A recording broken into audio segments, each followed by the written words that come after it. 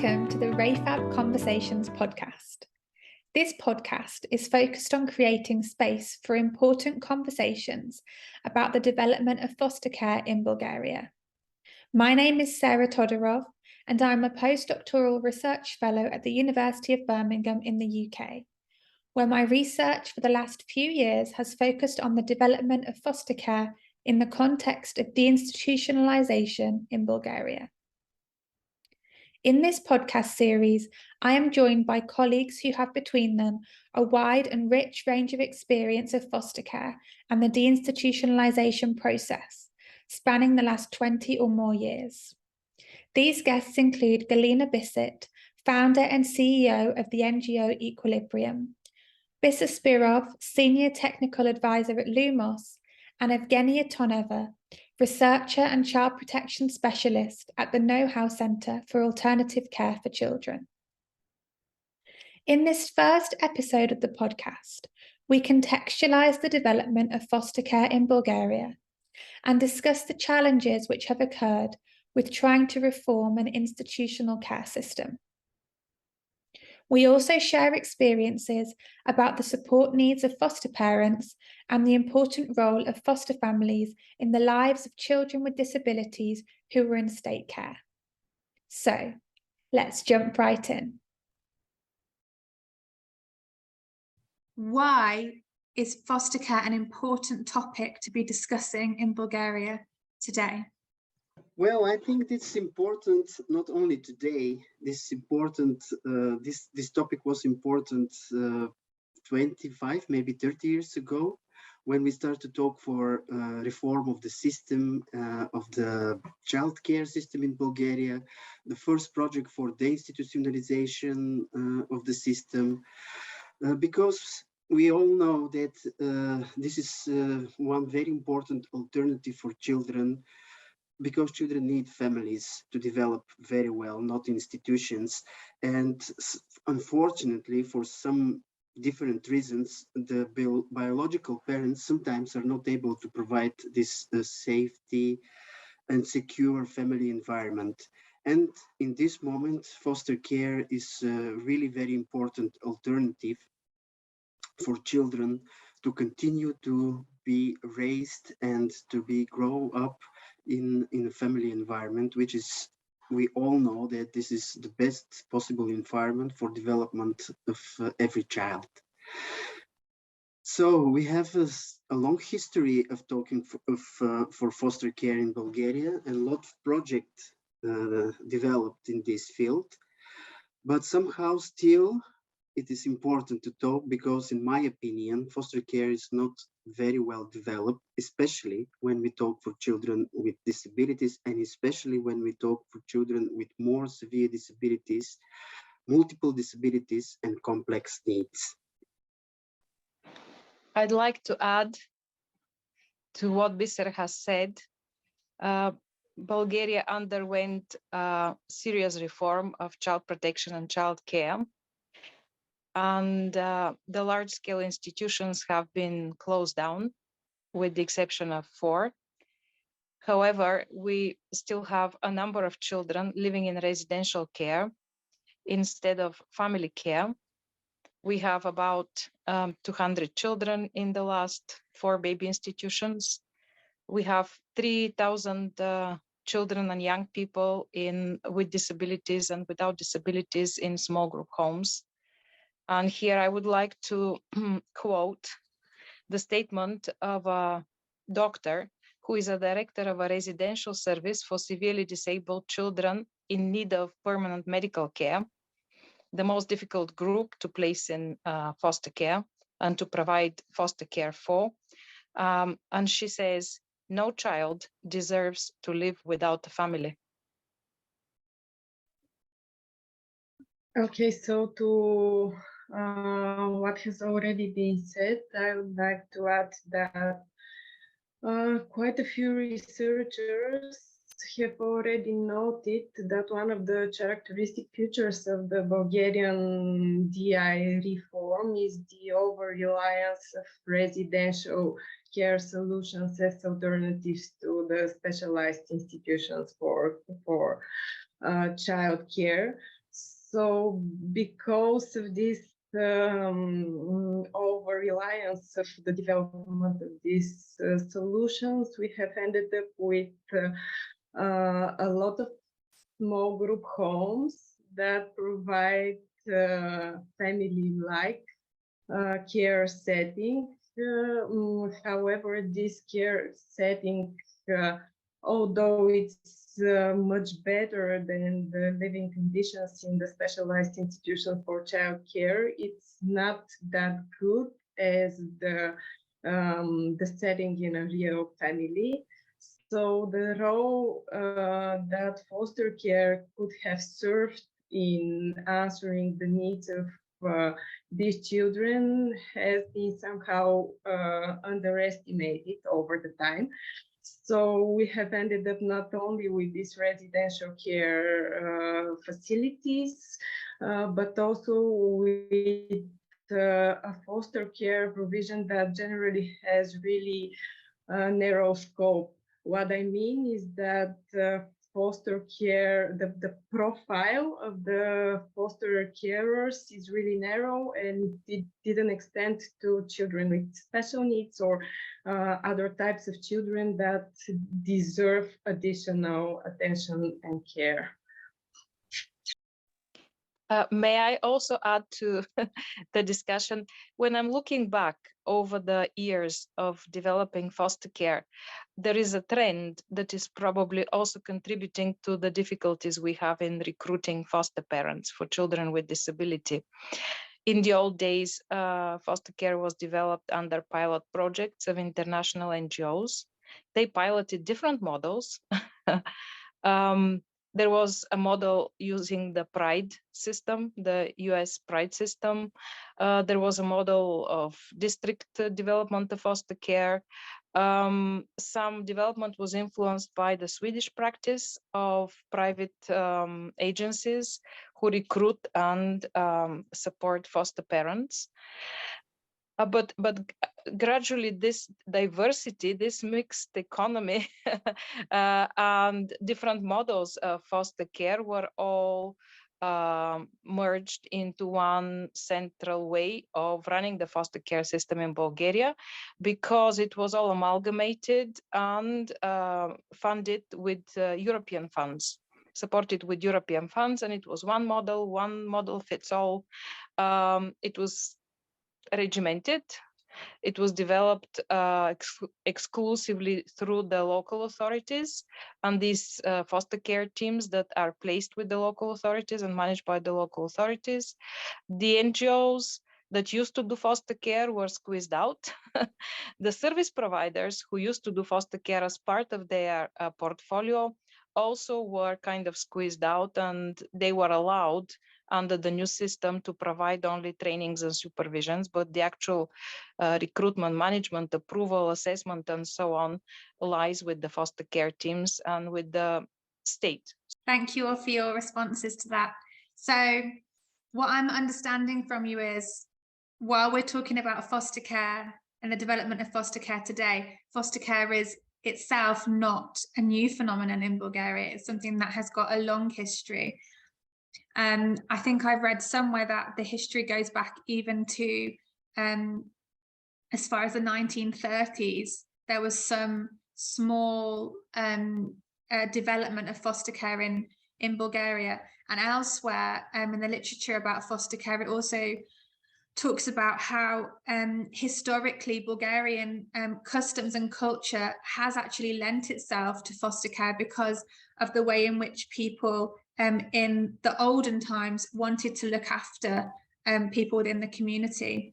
But unfortunately, we've kind of come away from that in this context, and away from the value that's placed on family for everybody and the need of a family for every single person, and not just what that means in childhood, but also throughout the life course.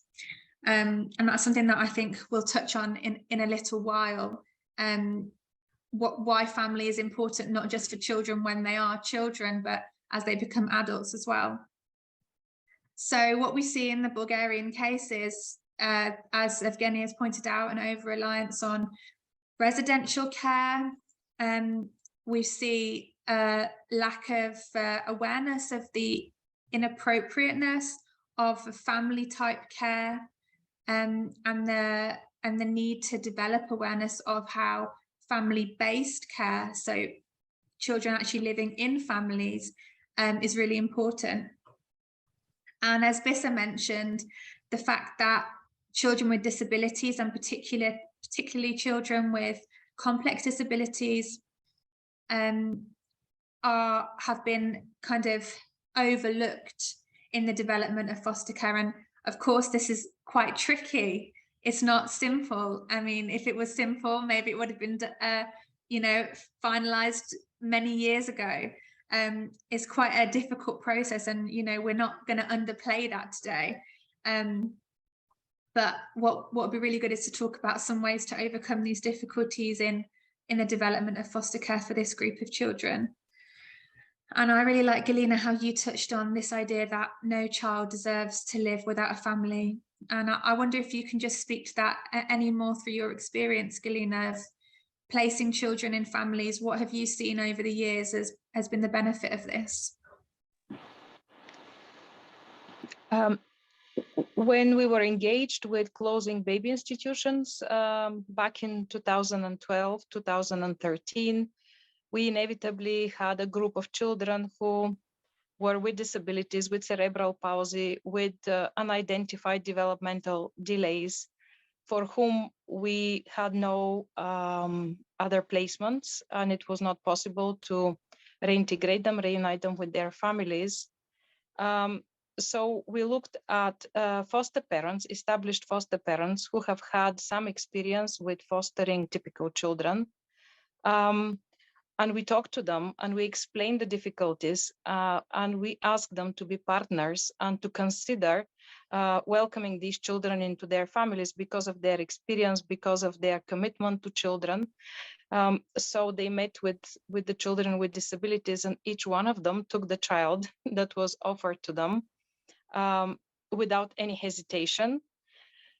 They were made to feel equal partners in the DI process, champions for children's rights to live in a family. They had the opportunity to speak about their experiences and how they coped and why they made this decision. But beside that, the development of the children when moved from the baby institution to these foster families was beyond comprehension. And we have also observed this with children with permanent medical needs, with profound and complex disabilities, for whom we have tried to take care in a residential setting. Actually, when they get adopted internationally at this point in time, their development goes beyond our bravest expectations. Children who are dying actually in residential care flourish when they're adopted and live in a proper family and have this proper individual attention and the sense of being loved, being wanted, which is more important than just being fed, even tube fed, even fed by a drip, because they don't digest food, they don't grow and thrive, and they develop marasms in the residential settings. Yeah, I just have to say, Galia, your experience was really reflected in the research that I conducted with foster parents, in that the participants in the study also explained how at first, when the children with disabilities came to them, they were very focused on the medical needs of the children. And one participant, in fact, said they were so overwhelmed by all the diagnoses, the medicine, the appointments, the scheduled operations, it became too much. This hyper focus on like the medicalization of children with disabilities. And in the participants' words, they said, at one point, we just decided to stop focusing on all these problems and just focus on the fact that this was a child who needed a family. And when they actually took their focus, I mean, that maybe is a bit controversial, they took their focus off all these medical issues, and they saw the child actually just started to get better because everybody kind of calmed down around them and just focused on them as a child, not this person who needed all these interventions and like treatment and to be fixed, but just like a child as they were, with intrinsic value and worth. So that's a really important point to raise. I don't know if anybody else has something else to add on that. Yeah, I just maybe will not say I completely agree with Gala, but just maybe this is one of the reasons for this challenging of developing foster care, because still in Bulgaria, I think that the medical approach to children with disabilities is very strong. And as you said, Sarah, this is really sometimes people who are candidate to become foster families, they just give up because they are really bombarded from the services with all these diagnoses, which sometimes means nothing for them.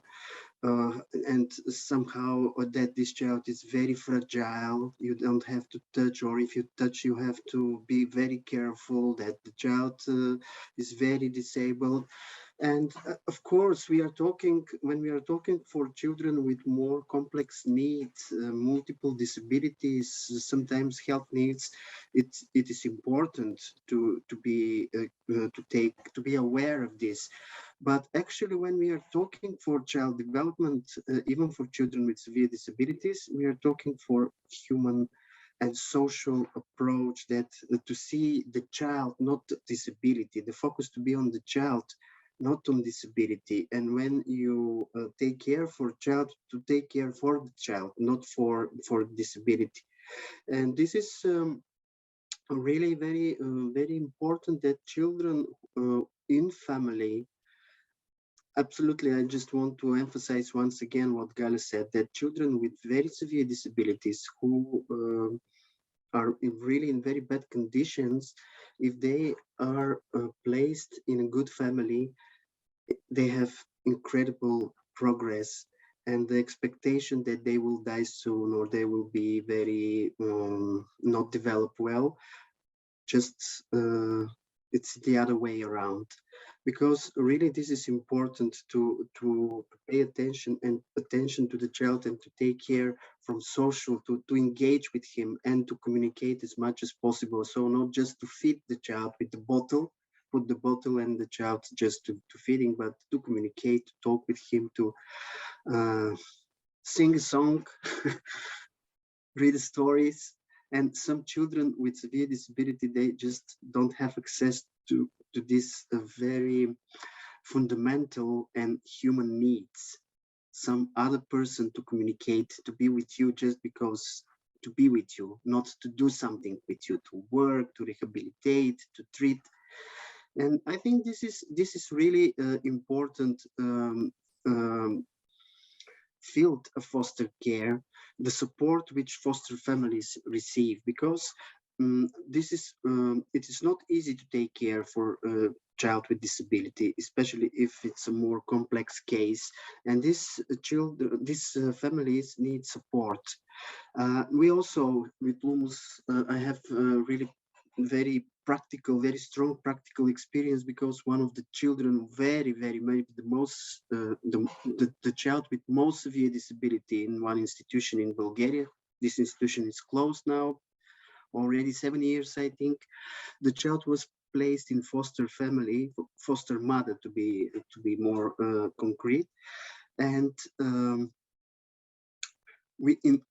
as organization, we don't want to replace the social services, the child protection department. We just wanted to fill the gaps, supporting this foster mother. And I saw that these things are not covered somehow from the system, but they are very important to support the foster mother, to talk with her, just to talk as a human being, to share their worries, or that's tired, to support. Sometimes these children with more severe disabilities, they need sometimes treatment For example, I remember now the dentist care, which is not many dentists want to treat children with more severe disabilities. There are several places, as far as I know, and so to go to this place, which is in another town, it's very important support for this lady and for the child, but sometimes this is not very well provided from the system, and I think that this is one of the big issue regarding foster care, that somehow the perception of the system is that we place the child in a foster family and it's over. The case is not closed, but yeah, the child is in the family, so the family will take care. And the system forgot sometimes that the support of the foster families during the time when they take care for the children is very, very important to have successful and effective foster care.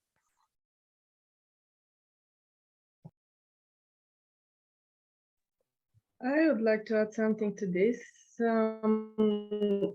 It's a matter of fact that many, I would say most of the children that are currently placed in foster care in Bulgaria have some learning difficulties or developmental issues or some problems related to their behavior, etc. So despite these problems, the foster parents deal with the situation and actually manage to save these children and to give them life opportunities, to open new spaces, new paths for them.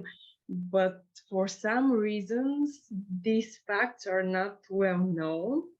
The community, the society, I would say, is not aware of these difficulties that the foster parents are dealing with in their everyday situation. So my opinion is that it takes just, I mean, it looks quite difficult, but it will take just a few steps further to move from these really significant issues that the foster care is being able to deal with, and to provide foster care to more disabled children in Bulgaria today.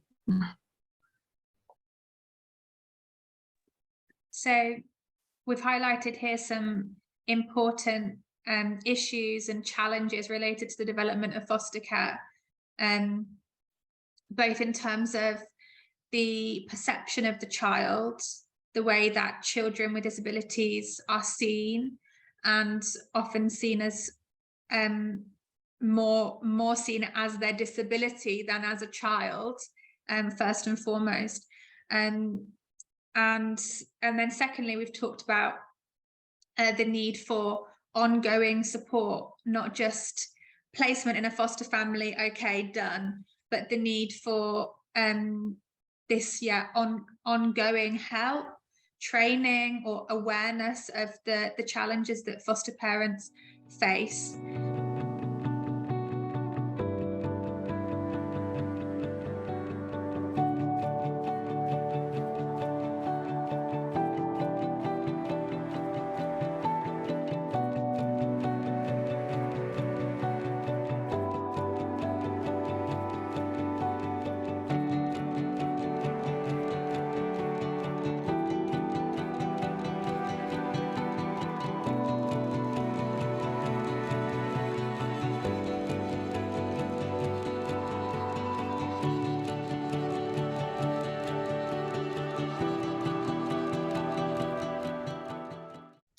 Thank you for watching or listening to this first episode of the ReFaB Conversations podcast.